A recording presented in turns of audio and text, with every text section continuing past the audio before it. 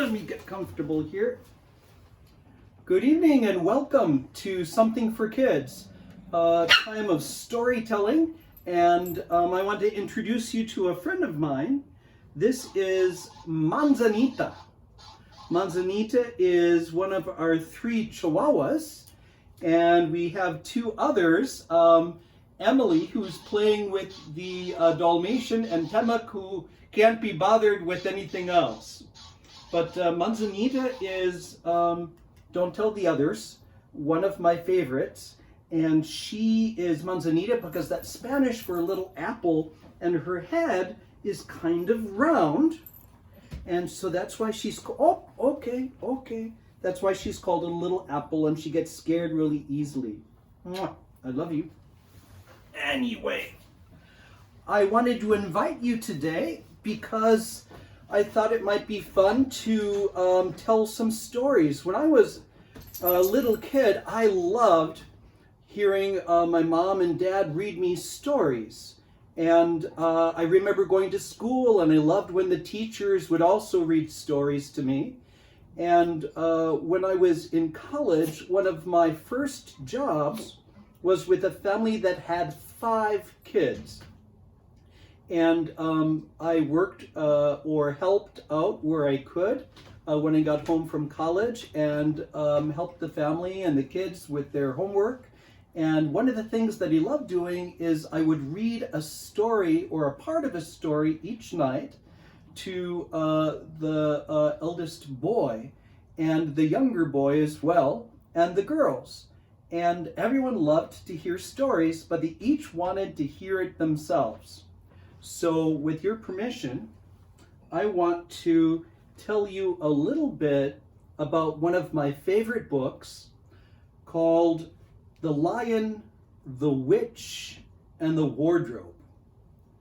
And this is the story of how Aslan, the noble lion, freed Narnia from the spell of the White Witch. But I'm getting ahead of myself. I don't want to tell the story before you hear the story. So let me get my glasses on so I can see the words. And I will start with what the author read to or wrote to his niece when he finally finished this story. And his niece's name was Lucy. My dear Lucy, I wrote this story for you, but when I began it, I had not realized that girls grow quicker than books. As a result, you are already too old for fairy tales, and by the time it is printed and bound, you will be older still. But someday you will be old enough to start reading fairy tales again. You can then take it down from some upper shelf, dust it, and tell me what you think. I shall probably be too deaf to hear and too old to understand a word you say, but I shall be your affectionate godfather, C.S. Lewis. Chapter 1 is called Lucy Looks into a Wardrobe.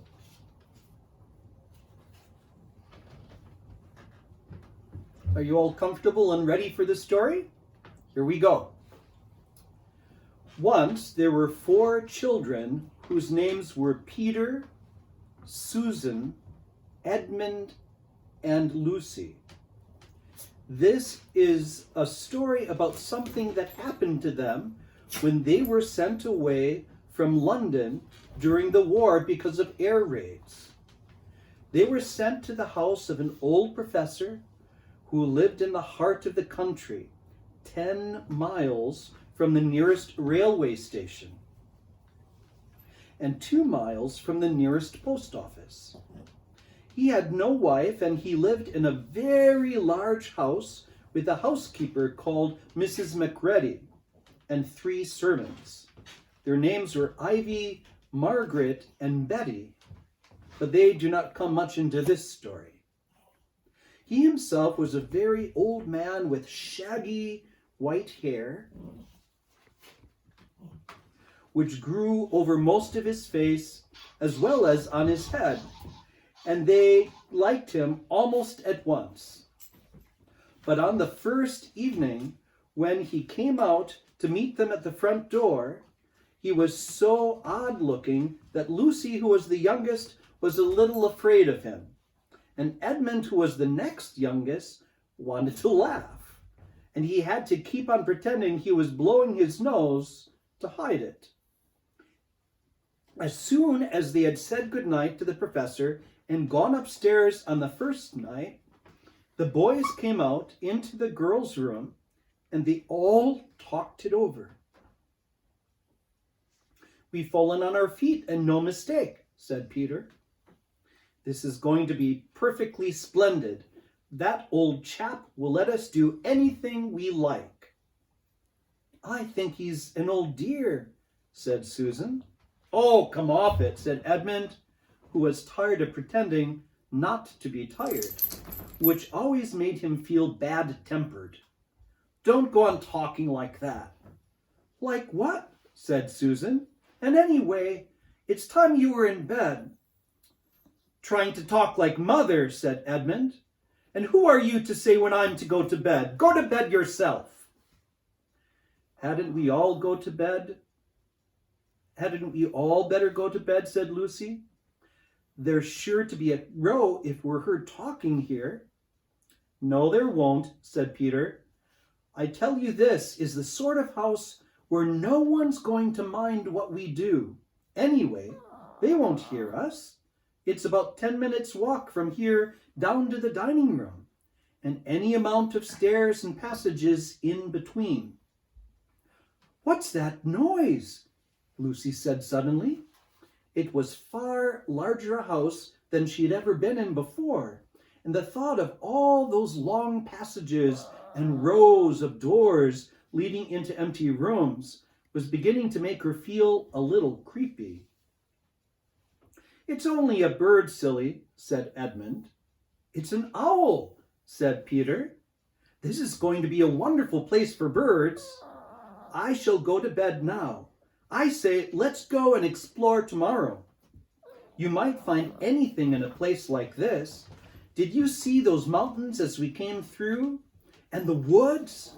There might be eagles. There might be stags. There'll be hawks."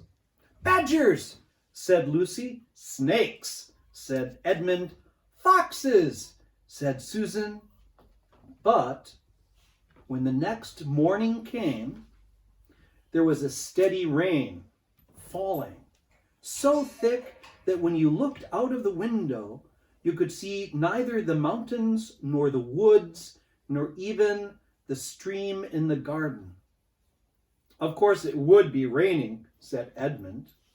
They had just finished breakfast with the professor and were upstairs in the room he had set apart for them, a long, low room with 2 windows looking out in one direction and 2 in another. "Do stop grumbling, Ed," said Susan.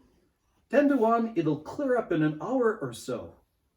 And in the meantime, we're pretty well off. There's a wireless and a lot of books." "Not for me," said Peter. "I'm going to explore the house." Everyone agreed to this, and that was how the adventures began.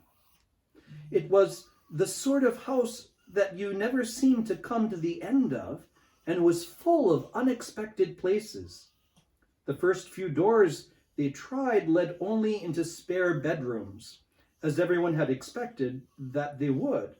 But soon they came to a very long room full of pictures, and they found a suit of armor, and after that was a room all hung with green, with a harp in one corner, and then came 3 steps down and 5 steps up, and then a kind of little upstairs hall and a door that led out onto a balcony. And then a whole series of rooms that led each into the other and were lined with books, most of them very old books, and some bigger than a Bible in a church. And after that, they started looking into a room that was quite empty except for one big wardrobe, the sort that has been in looking glass in the door. There was nothing else in the room at all except a dead blue bottle on the windowsill. "Nothing there," said Peter, and they all trooped out again. All except Lucy. She stayed behind because she thought it would be worth trying the door of the wardrobe, even though she felt almost sure it would surely be locked. To her surprise, it opened quite easily, and 2 mothballs dropped out. Looking into the inside, she saw several coats hanging up, mostly long fur coats. There was nothing Lucy liked so much as the smell and feel of fur. "Hey, Temuk." She immediately stepped into the wardrobe and got in among the coats and rubbed her face against them, leaving the door open, of course, because she knew that it is a very foolish thing to shut oneself into any wardrobe. Soon she went further in and found out that there was a second row of coats hanging up behind the first one. This was almost quite dark in there, and she kept her arms stretched out in front of her so that she would not bump her face into the back of the wardrobe. She took a step further in, 2 or 3 steps, always expecting to feel the woodwork against the tips of her fingers, but she could not feel it. "This must be a simply enormous wardrobe," thought Lucy, going still further in and pushing the soft folds of the coats aside to make room for her. Then she noticed that there was something crunching under her feet. "I wonder, is that more mothballs?" she thought, stooping down to feel it with her hands, but instead of feeling the hard, smooth wood of the floor of the wardrobe, she felt something soft and powdery and extremely cold. "This is very queer," she said, and went on a step or 2 further. Next moment, she found that what was rubbing against her face and hands was no longer soft fur, but something hard and rough and even prickly. "Why, it's just like the branches of trees," exclaimed Lucy. And then she saw that there was a light ahead of her, not a few inches away where the back of the wardrobe ought to be, but a long way off. Something cold and soft was falling on her. A moment later, she found that she was standing in the middle of a wood at nighttime with snow under her feet and snowflakes falling through the air. That's enough for tonight. I want to let you know before we go that one of the reasons I'm reading The Lion and the Witch and the Wardrobe is that we will be celebrating Vacation Bible School this year in June the 22nd through the 26th, Monday through Friday from 5 to 8 o'clock. And we will be sharing in the story of Aslan is on the Move. Before we go tonight, I wanted to share with you a thought during this strange time that we're living through. My dad had a favorite movie, and it was called White Christmas.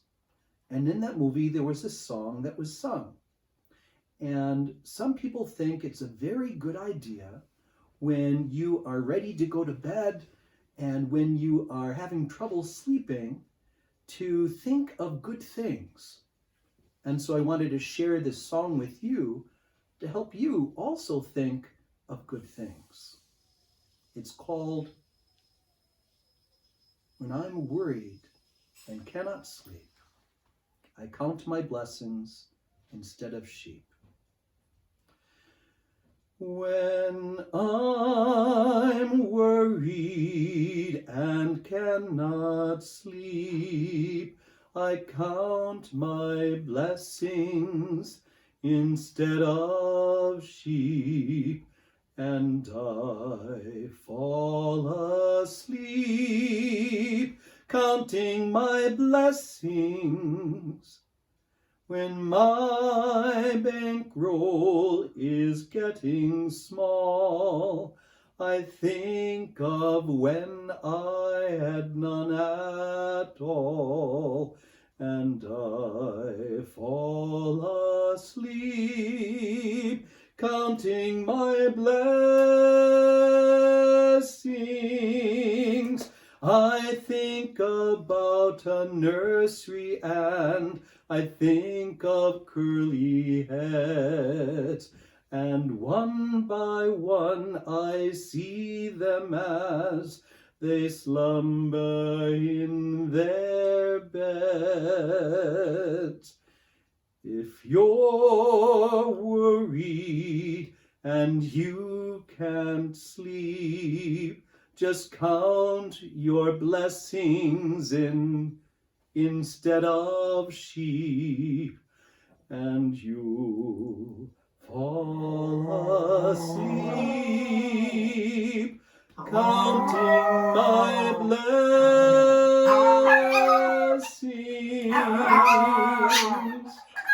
Thank you, guys. Emily and Manzanita and Donna wanted to join in singing and wish you a good night. All right, Emily. Everyone, have a good night. God bless. Bye-bye.